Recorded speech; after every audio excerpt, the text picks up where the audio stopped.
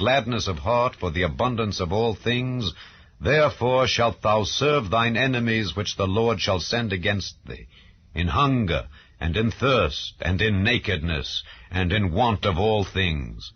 And he shall put a yoke of iron upon thy neck, until he have destroyed thee. The Lord shall bring a nation against thee from far, from the end of the earth, as swift as the eagle flieth, a nation whose tongue thou shalt not understand, a nation of fierce countenance, which shall not regard the person of the old, nor show favor to the young.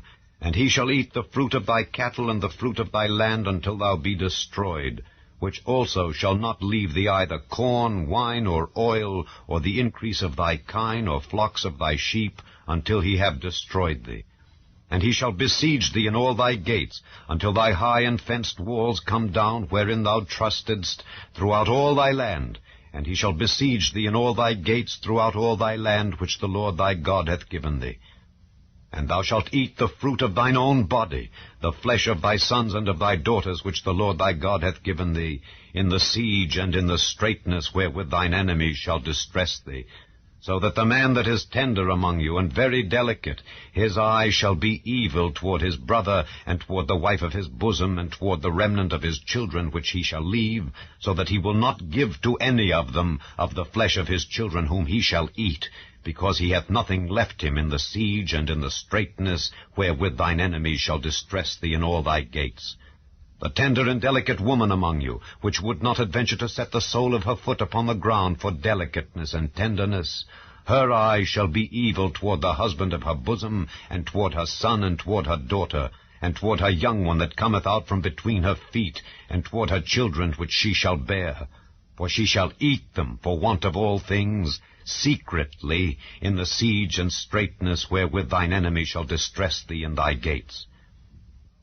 If thou wilt not observe to do all the words of this law that are written in this book, that thou mayest fear this glorious and fearful name, the Lord thy God, then the Lord will make thy plagues wonderful, and the plagues of thy seed, even great plagues, and of long continuance, and sore sicknesses, and of long continuance.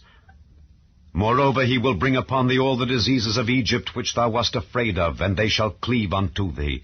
Also every sickness and every plague which is not written in the book of this law, them will the Lord bring upon thee until thou be destroyed.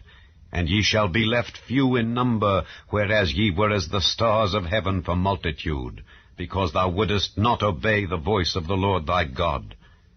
And it shall come to pass that as the Lord rejoiced over you, to do you good and to multiply you, so the Lord will rejoice over you to destroy you and to bring you to naught. And ye shall be plucked from off the land whither thou goest to possess it.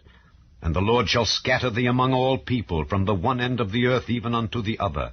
And there thou shalt serve other gods, which neither thou nor thy fathers have known, even wood and stone.